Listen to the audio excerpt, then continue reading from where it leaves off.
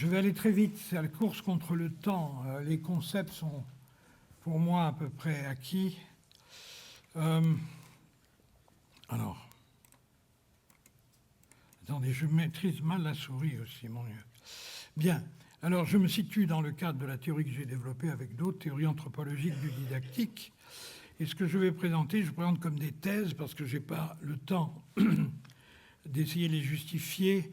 Je commence par des notions qui sont partout dans la théorie. Il y a des personnes et des institutions. Avec un sens large, un bébé est une personne et un couple d'amoureux est une institution, etc. Je passe là-dessus.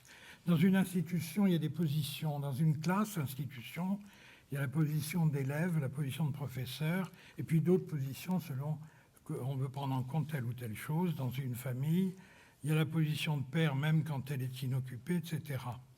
Alors, le titre de ma présentation inclut le mot de civilisation, rarement utilisé de nos jours. Ce n'est pas une notion, alors en mathématiques, on dirait que c'est une notion locale, non pas globale. Et je vais parler de changement dans la civilisation.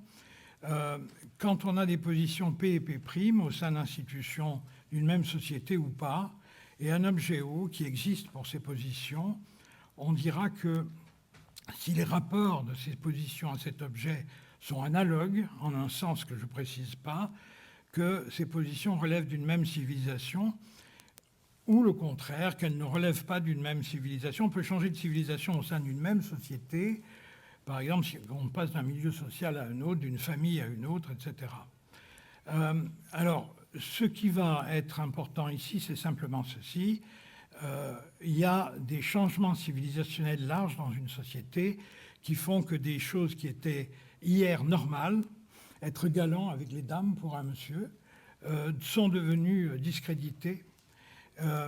Et inversement, j'ai pris un simple exemple, l'homosexualité est un délit, j'ai connu ce temps personnellement, et aujourd'hui c'est l'homophobie qui est un délit. Voilà. Donc il y a des choses qui changent avec des tensions bien sûr.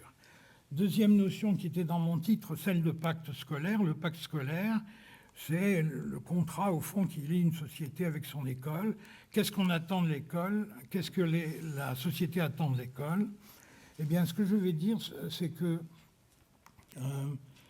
ce qu'elle attend est en train de beaucoup changer, voilà, sans que tout le monde s'en aperçoive. Alors, ce changement est accueilli avec ferveur par certains, avec horreur par d'autres, et une majorité ne s'aperçoit de rien. J'introduis la notion de paradigme didactique en allant très vite, en résumant 2000 ans et quelques d'histoire en 3 coups de cuillère à peau, c'est le cas de le dire. Les paradigmes d'études, j'en distingue 3, celui de la célébration des grands auteurs, je vais décrire un petit peu plus, celui classique dans lequel nous vivons encore de la visite des œuvres. En TAD, une œuvre, c'est n'importe quoi qui a été créé par des humains, ça peut être un opéra, ça peut être le micro qui est là, etc. Ou ça peut être la notion de parité des nombres, mettons. Et le troisième en devenir, en émergence, c'est le questionnement du monde. Alors, célébration des grands auteurs, j'insiste pas, quand on étudie Aristote, qu'on le vénère, en étudiant ses écrits, ça participe de ça. En mathématiques, quand on étudie Euclide, en étudiant ses éléments, ça participe de ça. Ce qu'il y a qui va se préserver, c'est que ces auteurs ont examiné des questions Q et apporté des réponses que je note classiquement, pour ceux qui ne connaissent pas la TAD, R. Poinçon. Alors, la visite des œuvres, c'est le deuxième, celui dans lequel nous vivons. C'est plus des œuvres d'auteurs comme la politique d'Aristote ou les éléments d'Euclide. Ça devient des matières. On étudie l'algèbre et pas l'algèbre de Viette, par exemple. On étudie la géométrie et pas la géométrie d'Euclide, même si on étudie la géométrie euclidienne. Entre les deux, il y a eu un paradigme transitionnel qui consistait à étudier une matière générale en étudiant les auteurs qui l'ont créée, en étudiant Euclide dans le texte, etc. Mais il y a eu une transmutation qui fait que cette technologie d'étude, qui était encore pratiquée au XIXe siècle, ça a donné lieu à l'histoire de, la philosophie de, l'épistémologie de. Alors je m'arrête un peu plus sur le paradigme 2, celui de la visite des œuvres, qui est celui en Gésine actuellement, enfin, celui qui est en train de décliner, excusez-moi, c'est fondé sur c'est là où on étudie des maths, de la physique, de l'histoire, c'est-à-dire on visite ces œuvres comme on visite des monuments. Il y a le cours de maths, le cours d'histoire, etc. Bon. Alors, historiquement, il y a un grand article de d'Alembert, 1753, pardon, qui est article collège, je ne vais pas m'arrêter là-dessus, qui annonce ce paradigme de la visite des œuvres, clairement, disons, qui se démarque de l'ancien paradigme. Et ça va mettre du temps jusqu'à mes yeux, en France, la réforme de 1902, qui va créer l'enseignement secondaire jusqu'à les années 1960. Après coup, il va y avoir de multiples changements, mais la logique curriculaire reste la même, essentiellement. Mais après 1950, il y a un lent affaissement épistémologique. En principe, quand on étudie une œuvre, on doit la questionner. Bon. Et aujourd'hui, on questionne le contenu, c'est-à-dire la structure et le fonctionnement de l'œuvre, mais pas les fonctions. La question à quoi ça sert est devenue haïssable. On ne doit pas poser ça dans l'idéologie des professeurs du secondaire français. À quoi ça sert? Alors moi, par exemple, quand je formais des professeurs dans un IUFM, c'est un truc qui a existé il y a longtemps, je disais, la notion d'angle, ça sert à quoi? La notion de demi-droite, la notion de parallélogramme. J'avais devant moi des certifiés, des agrégés qui ne peuvent pas répondre, bien sûr. Et je leur disais, mais vous ne savez rien en mathématiques, en dépit de vos succès au concours. Est-ce qu'on peut sauver la visite des œuvres? Alors, il y a deux choses. Il y a les gens réactionnaires à la Finkielkraut et autres. Je ne veux pas faire un sort spécial à Alain. Il déteste qu'on l'appelle par son prénom, paraît-il. Bon. Qui disent tout fout le camp, c'est la débâcle. Il n'y a plus rien. Au passage, souvent, ça veut dire qu'il n'y a plus rien de ce que moi j'ai appris. Mais évidemment, ils ne savent pas ce qu'il faut apprendre, ils ne sauraient pas répondre à des questions élémentaires. Et puis, il y a surtout la tentation qu'on voit dans, par exemple, les programmes récents, qui vont entrer en vigueur à la rentrée 2019. C'est bourrer les programmes à fond pour garder le niveau. C'est-à-dire, ça devient de plus en plus érudit, de plus en plus subtil, enfin bon, etc. Tout ça, ce sont des tentatives pour sauver un paradigme qui est mourant. Au cœur du pacte scolaire, c'est une loi que je voudrais souligner. C'est un adjectif que vous n'avez pas entendu depuis longtemps, le principe clé de l'éducation bourgeoise d'autrefois. Je rappelle qu'en 1930, dans les lycées français, il y avait au plus 5% d'une classe d'âge de garçons. Parlons pas des filles, ça n'existe pas ou pratiquement pas. Eh bien, on n'allait pas au lycée pour acquérir du savoir. Ça aurait fait rigoler les gens de l'époque, les gens nantis de l'époque. On y va pour former son esprit. D'où les hiérarchies, le grec est mieux que le latin que le français. J'ai mis l'allemand plutôt que l'anglais, si on doit choisir. Et puis les maths, plutôt que l'histoire naturelle, qui est une chose molle, qui ne forme pas, qui ne suffit pas à bien former les petits bourgeois. Alors ça s'oppose, ce principe bourgeois secondaire s'oppose à un principe, je vais dire populaire, primaire, qui est on veut savoir pour penser et agir dans des situations données. C'est un principe qui a guidé la construction du primaire, mais évidemment, c'était un enseignement complètement dominé du point de vue sociopolitique. Vers une nouvelle épistémologie, eh bien, il y a depuis plusieurs décennies, vous le savez, en anglais on dit inquiry, enfin en américain, en anglais britannique, inquiry-based education, or learning, etc., etc. Ça veut dire qu'on enquête sur le monde. C'est les TPE français, par exemple, tout simplement. Mais ce sont des petites choses, ça commence à bouger, l'eau frissonne. Et ça met à mal le principe bourgeois d'éducation que même les syndicats progressistes avaient adopté pleinement à l'école. C'est pour le savoir, etc. C'est pour se former. D'où le fait qu'on peut tout étudier, puisque ça ne sert à rien, en fait. Alors, ça ne sert à rien, et le nouveau paradigme suppose une nouvelle épistémologie, un nouveau rapport à la connaissance et à l'ignorance. Alors, le questionnement du monde, eh bien, dans le paradigme de la visite des œuvres, ce que j'ai appelé 2 pour aller vite ici, on étudie des œuvres hautes choisies par quelques autorités, en étudiant certaines questions, souvent en oubliant donc la question à quoi ça sert. Dans le 3, on part de questions. Le 3 n'existe pas, ou pratiquement pas. C'est une œuvre de fiction que je peins ce soir. Les autres types d'œuvres devenant alors des outils pour des autres types d'œuvres, ne disparaissant pas du tout, mais devenant des outils pour construire des réponses que je note R exposant cœur et pour valider ces réponses. C'est là qu'apparaît la notion d'enquête. Je parle d'étude d'une question Q ou enquête sur la question Q. La question Q est génératrice de l'enquête. Elle va engendrer une arborescence de questions QI. Je vais donner un exemple très simple tout à l'heure. On va recueillir, contrairement à ce qu'on fait aujourd'hui, les réponses R-Poinçon de diverses institutions. La réponse du manuel est une réponse. Elle n'est pas interdite. La réponse du professeur aussi. Mais elle n'a aucun privilège. Aucun. Parce que ce qui va se développer, c'est autre chose. Et donc des œuvres, on va voir de quoi il faudra, qu'est-ce qu'il faudra aller étudier, etc.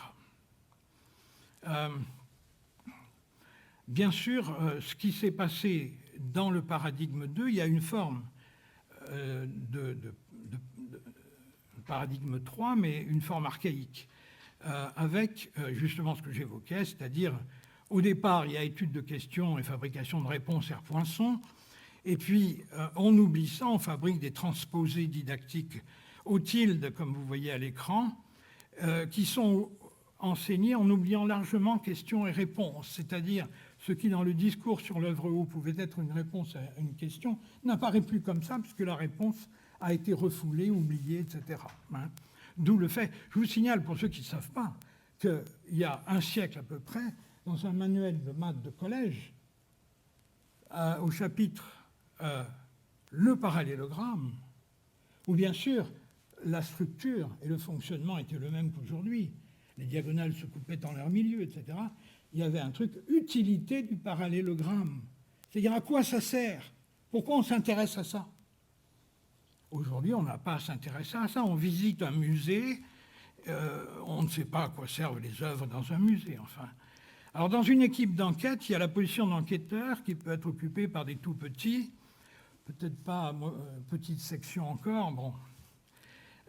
Et puis des personnes qui vont guider, qui vont intervenir. Alors, dans quelle mesure? C'est là que la notion de topos intervient. Hein. Le topos en TAD, c'est au fond tout ce que peut faire une personne occupant une certaine position, celle d'élève de CM2, mettons, de manière légitime, sans avoir d'interaction en autonomie par rapport aux autres positions, notamment au professeur. Il a le droit de faire ça. Qu'est-ce que tu fais? Ben, je fais ça. Ah bon, c'est bien. C'est-à-dire tu as le droit, c'est légitime. Il y a des choses que tu n'as pas la légitimité de faire. Donc il y a un topos. Alors ce qui se passe, c'est que le topos de l'élève s'accroît en principe énormément dans le paradigme du questionnement du monde. Autrefois, il y avait bien des enquêtes, mais c'était le professeur qui enquêtait. Il devait faire un cours sur le parallélogramme, il enquêtait sur le parallélogramme. Tout seul dans son coin, il avait enquêté avant, etc., préparé son cours, comme on dit, et son compte-rendu d'enquête, c'était son cours qu'il faisait aux élèves, et les élèves reprenaient le compte-rendu. Alors qu'aujourd'hui, si on tombe sur un compte-rendu d'enquête, ce n'est qu'un élément que j'appellerais R-Poinçon, parmi d'autres.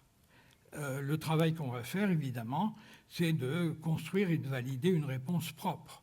Alors, ça veut dire que dans ce schéma, ça suppose de très nombreuses ruptures que je ne peux pas évoquer vraiment, donc j'essaie de donner une idée rapidement, mais bon, le paradigme encore prégnant est tellement prégnant, justement, que c'est assez difficile d'effectuer une rupture avec lui. tout à coup, là, dans le nouveau pacte scolaire, eh bien, le rapport aux questions, aux réponses et aux œuvres qui vont permettre de formuler les questions, de répondre aux œuvres, de valider les réponses, eh bien, c'est plus tout à fait le même. Les œuvres ne sont plus premières. On n'étudie pas le parallélogramme en soi et pour soi. On l'étudie si on a besoin de faire quelque chose, etc. Alors, ça suppose donc un apprentissage, j'allais dire un réapprentissage, non, un apprentissage collectif. Collectif, je dis, ce n'est pas l'école, c'est la société, hein, bien sûr. L'école, ici, n'est pas du tout indépendante de savoir et de savoir-faire qui n'existent que dans quelques secteurs, les enquêtes scientifiques, c'est-à-dire le travail normal du scientifique, les enquêtes journalistiques dans le meilleur des cas et judiciaires aussi. C'est pourquoi que j'ai dit que nous devons être détectives, journalistes et chercheurs, nous devons nous faire. Alors, une des premières choses qu'il faut voir, c'est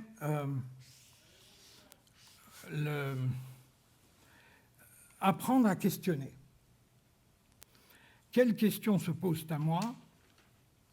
Quelles questions se posent à telle autre personne ou à telle institution?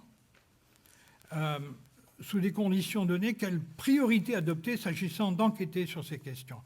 Par exemple, dans la vie d'une classe, c'est un chapitre qui doit occuper du temps.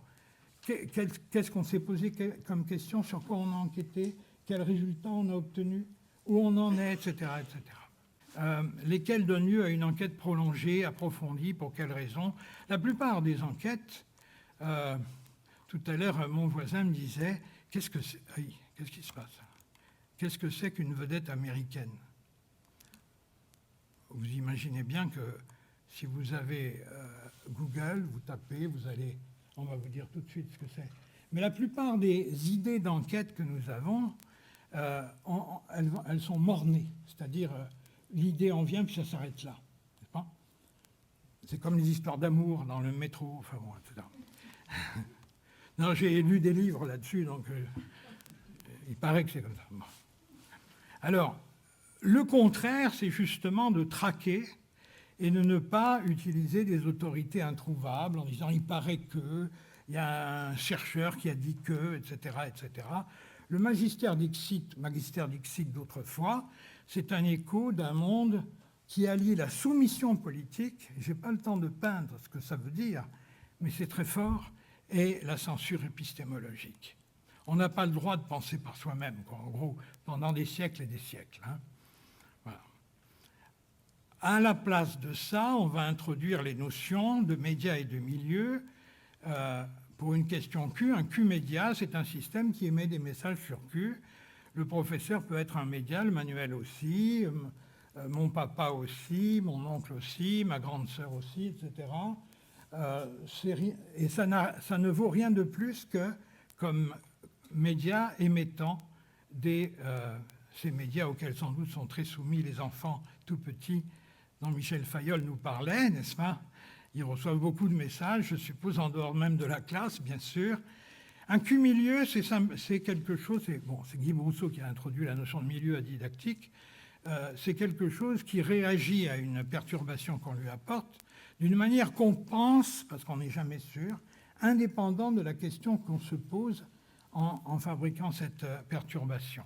Par exemple, si je me demande si 1,26 au cube est supérieur à 2 ou pas, et que je demande à une calculatrice, elle me répond, et elle n'a pas l'intention de me donner raison ou de me donner tort. Elle est indépendante de ma question. Alors, toute enquête sur une question met en jeu des Q-médias et des Q-milieux. C'est ça qui va définir ce qu'on appelle la dialectique des médias et des milieux, qui permet de construire et de valider une réponse R-cœur. Et la recherche acharnée de ces médias et milieux, c'est toute l'histoire des sciences, au fond, hein, qui est prise dans cette formule. Et c'est ça qu'on va essayer d'apprendre. Dans ce cadre, les œuvres retrouvent leur fonctionnalité. Le degré d'approfondissement d'une enquête, évidemment, si je m'arrête aussitôt, c'est superficiel. Et puis alors, une remarque que je dois dire j'avais mise dans mon livre écrit en 80 et paru en 85 sur la transposition didactique, c'est très pour creuser profond, il faut creuser large. Et par exemple, si je me pose une question Q, je vais dire quelles œuvres peuvent m'aider à fabriquer une réponse et à la valider. Et puis, qu'est-ce que telle œuvre, par exemple les mathématiques, ou l'histoire de la philosophie, ou la linguistique, peut apporter à mon travail sur cette question. C'est ça la largeur de l'enquête. Cet appel aux œuvres, au passage, ça donne aujourd'hui à l'Internet, que j'appelle bibliothèque potentiellement universelle, un rôle d'outil essentiel. Oui, ça va. Alors, évidemment, on essaie de résister. Et je vais mettre dans le coup mes collègues didacticiens, mais qui ont fait un travail très utile pour cheminer vers le paradigme du questionnement du monde. Lorsqu'on recherche, étant donné une œuvre O impérativement donnée comme à enseigner, vous savez, c'est les programmes, hein, vous amenez ça. On recherche ingénieusement des questions Q, dont l'étude, sous des conditions appropriées, conduirait à rencontrer l'œuvre O, hein, c'est le travail d'ingénierie didactique que je décris en quelques mots, eh bien, c'est une résistance à la montée, à l'émergence du paradigme. C'est une résistance de l'ancien monde, en fait, tout simplement. Le nouveau pacte scolaire inverse cette logique, c'est-à-dire cette œuvre n'importe que dans la mesure où elle me permet de répondre à des questions. Si je ne m'en sers pas, c'est qu'elle ne m'a pas permis de répondre à des questions. Et donc, pour le moment, elle ne m'intéresse pas. Voilà la réalité. Une autre forme, alors qu'on voit, j'ai pris un exemple en dehors des maths, c'est les thèmes. On va faire des thèmes, vous savez. Vous connaissez peut-être le nouveau programme Humanité, littérature et philosophie en première de la voie générale, qui va entrer en vigueur à la rentrée 2019. Il y a 4 thèmes. Mais les auteurs de ce programme disent l'approche de ces questions. Or, un thème n'est pas une question. Vous savez, une question, c'est au sens presque grammatical. Il faut un point d'interrogation à la fin. Et si c'est naïf, c'est tant mieux. Tandis qu'un thème, c'est un type d'œuvre qu'il faut étudier, donc il faut questionner. Le primat des questions, évidemment, c'est ça qu'il faut affirmer. Je ne peux pas faire beaucoup d'exemples, mais je voudrais dire d'abord que la première difficulté pour accepter ce nouveau paradigme, c'est que, alors que pour un professeur de maths ou de physique ou de français, etc., il y a des œuvres sanctifiées, n'est-ce pas? Parfois, on leur a retiré Montaigne aux profs de français il y a des années. Ça a été terrible comme arrachement. Eh bien, là, les questions, ça apparaît toujours assez trivial, quoi. C'est des trivia, comme on dit en anglais, vous savez, des choses. Regardez, j'en ai pris une toute simple. La question, on parle parfois à la radio de la température ressentie, de quoi s'agit-il? Par rapport à le concept de chez Spinoza, ça fait lamentable, hein, bien sûr. J'interroge un média qui est un météorologue, au fil d'Internet. Hein. Il dit la réalité, ce n'est pas qu'il fait plus froid, que la température ressentie n'est pas une température. Ce n'est pas qu'il fait plus froid, c'est que vous perdez plus de chaleur à cause du vent. Point. Vous avez compris ça? Ah, mais c'est pas terminé, l'enquête a à peine démarré. Je vais dire, mais les couillons que j'entends à la radio qui donnent la température ressentie aujourd'hui à Bourgoin-Jallieu, n'est-ce pas? Je ne cite pas de nom, mais il y en a qui ne connaissent pas. Donc je dis, mais je suis un citoyen, comment se calcule donc cet indice et comment est-il justifié? Moi, je fais confiance à Internet. Hein. J'allais dire à Wikipédia, oui. Parce que dans ce modèle-là, le prof ou Wikipédia ou l'Encyclopédia Britannica ou un traité savant, c'est pareil, c'est des R. Poinçon, et c'est à moi de travailler dessus. Alors voilà ce qu'ils disent, regardez, je ne sais pas si c'est bien lisible, oui. TR, c'est l'indice de froid, c'est pas T est malheureux, mais TA, c'est la température, hein, au sens du thermomètre. V, c'est la vitesse du vent, km/h. Et ben, la formule est valable s'il fait assez froid et si le vent n'est pas nul. Bon, alors qu'est-ce que je vais faire, moi? On va la calculer Mais monsieur, on est en 4e, je prends ça pour être gentil. Ah, mais je vous ai appris à calculer avec Google, hein? Alors on va avoir des problèmes. On va prendre par exemple 13,12, ça on sait. 0,6215, là, pardon, on va dire qu'il fait 8 degrés. Puis le coefficient donné, un nouveau 8, moins 11,37.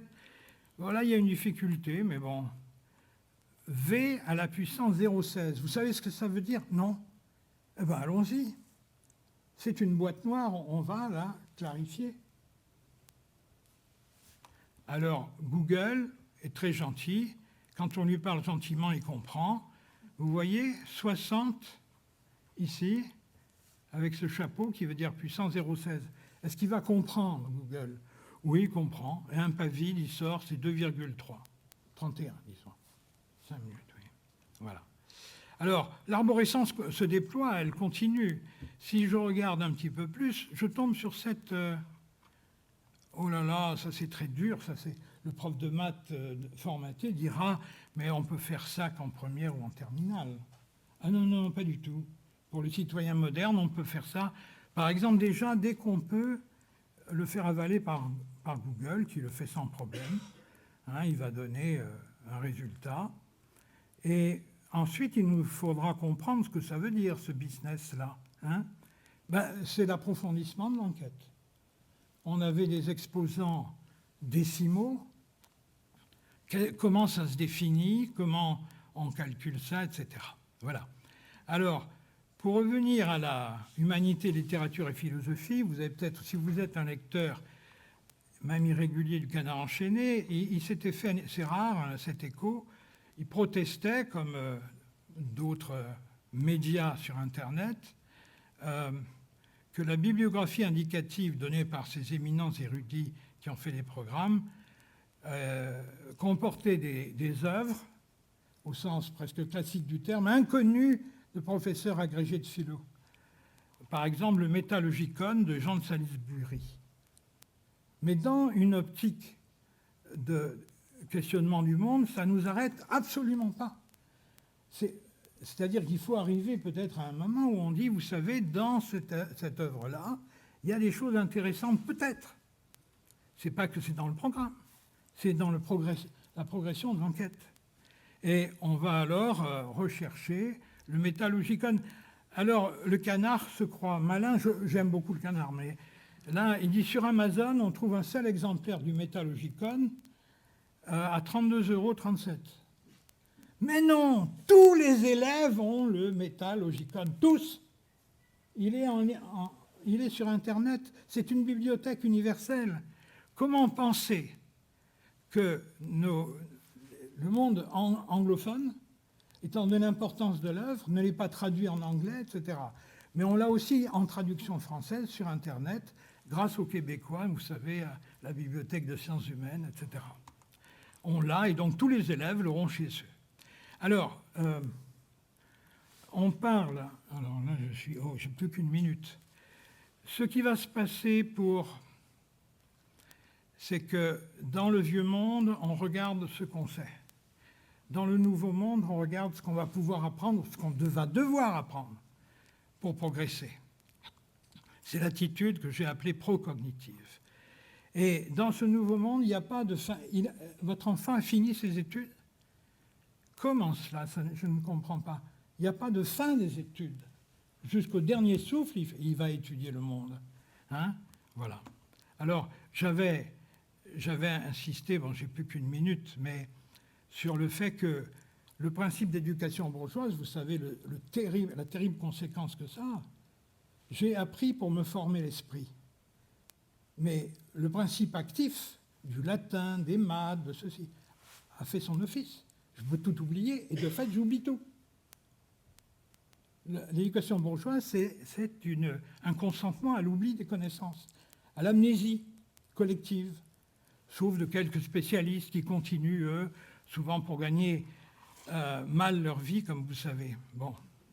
Alors, le problème, c'est le contraire des connaissances mobilisables.